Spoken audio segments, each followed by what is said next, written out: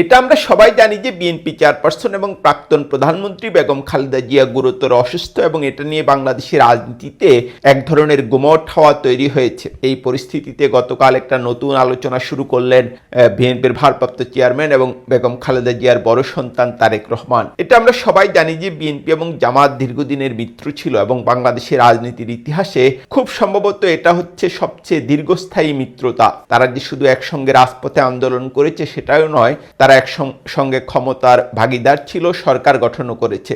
2001 সালে নিশ্চয়ই আপনাদের সবারই মনে আছে যে বিএনপির নেতৃত্বাধীন যে সরকার গঠিত হয়েছিল সেখানে জামাতের 2 জন মন্ত্রী ছিলেন। তো 5ই আগস্টের পর থেকে একটা নতুন পরিস্থিতি আমরা দেখছি। ধারণা করা হচ্ছে যে আগামী নির্বাচনে বিএনপি এবং জামাতের মধ্যে মূল প্রতিদ্বন্দ্বিতা হবে এবং বিএনপি এবং জামাত নেতারা পরস্পরের বিরুদ্ধে নানামুখী বক্তব্য রাখছেন। বিশেষ করে বিএনপি মহাসচিব মির্জা ফখরুল ইসলাম আলমগীর, বিএনপির আরেকজন নেতা ফজলুর রহমান, তারা খুবই কঠোর ভাষায় জামাতের সমালোচনা করছেন, বিশেষ করে মুক্তিযুদ্ধকালীন ভূমিকার ক্ষেত্রে জামাতের যে ভূমিকা ছিল সেটা নিয়ে। কিন্তু গতকাল বিএনপির ভারপ্রাপ্ত চেয়ারম্যান এবং আসলে কার্যত বিএনপির এখন 1 নম্বর নেতা তারেক রহমান জামাতকে নিয়ে যে মন্তব্য করেছেন সেটা পুরো পরিস্থিতিতে একটা নতুন মাত্রা দিয়েছে। তিনি যেটা বলেছেন সেটাও নিশ্চয়ই আপনারা খেয়াল করেছেন যে জামাতকে 1971 সালেই এদেশের মানুষ দেখে নিয়েছে এবং জামাত সে সময় লাখ লাখ মানুষকে হত্যা করেছে, নারীদের নিপীড়নে নির্যাতনেও জামাত জড়িত ছিল। এটা অবশ্য তারেক রহমানের জামাত নিয়ে আগের দেওয়া অনেক বক্তব্যের সঙ্গে কন্ট্রাডিক্ট করে, সে ব্যাপারে আমি বিস্তারিত আলোচনায় যাব না।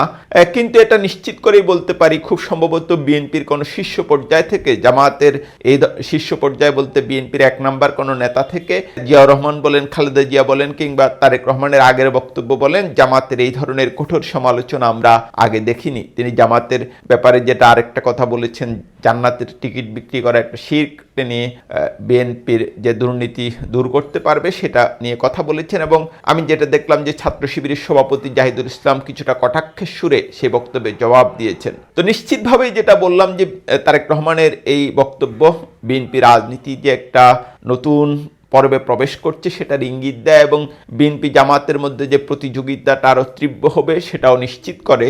কিন্তু একটা প্রশ্ন আমার মধ্যে আছে যে জামাত যে 1971 সালে তাদের যে ভূমিকা, জামাত নিজে বলে যে তারা কোনো রকম হত্যা কিংবা নিপীড়ন নির্যাতনের সঙ্গে জড়িত ছিলেন না তাদের নেতারা, এটা জামাত দাবি করে, কিন্তু তারা পাকিস্তানের পক্ষে ছিলেন। তো তারেক রহমান সুনির্দিষ্টভাবে এ ব্যাপারে আবার নতুন করে কথা বলেছেন।